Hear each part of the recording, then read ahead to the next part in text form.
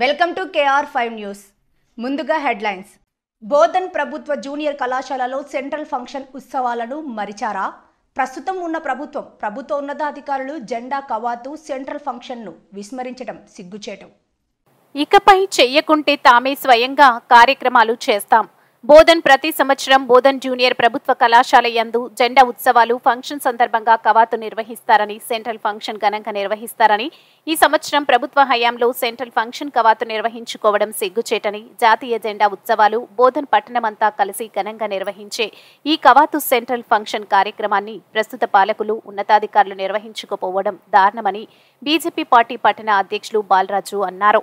ఈ సందర్భంగా జాతీయ జెండా ఎగరవేసి ఆయన మాట్లాడడం జరిగింది. జూనియర్ కళాశాలలో జాతీయ జెండా పట్టణంలోని అందరూ కలిసి ఘనంగా నిర్వహిస్తానని, అలాంటి ఉత్సవాలు నేడు జరగకపోవడం ఎంతో బాధాకరమని అన్నారు. ఒకవేళ భవిష్యత్తులో ఈ ఉత్సవాలను జరపకపోతే తామే స్వయంగా చేయిస్తామని హెచ్చరించారు. ఆయనతో పాటు బీజేపీ పట్టణ పార్టీ నాయకులు పాల్గొన్నారు.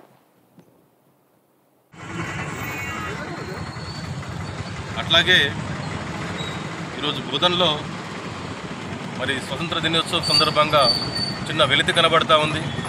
ఏదైతే బోధన్ పట్టణానికి నడిబొడ్డున్నటువంటి ప్రభుత్వ జూనియర్ కళాశాల నందు మరి సెంట్రల్ ఫంక్షన్ అనేది అంటే స్వాతంత్ర దినోత్సవ శుభాకాంక్షల్ని మరి స్వాతంత్ర దినోత్సవాన్ని అందరూ జరుపుకునే విధంగా అన్ని విద్యా సంస్థలు పాఠశాలల విద్యార్థులు ఇక్కడ మరి కవాతు చేస్తూ కనిపిస్తున్నటువంటి సందర్భం గతంలో మేము మా చిన్నపిల్లలుగా ఉన్నప్పుడు కూడా మేము ఇక్కడ సెంట్రల్ ఫంక్షన్ చూసేవాళ్ళం.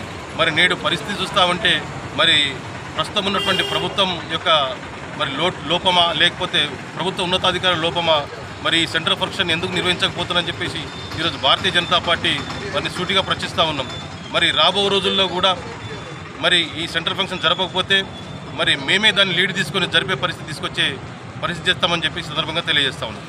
भारत माता की जय, भारत माता की जय, बोलो स्वतंत्र भारत की जय, बोलो स्वतंत्र भारत की जय.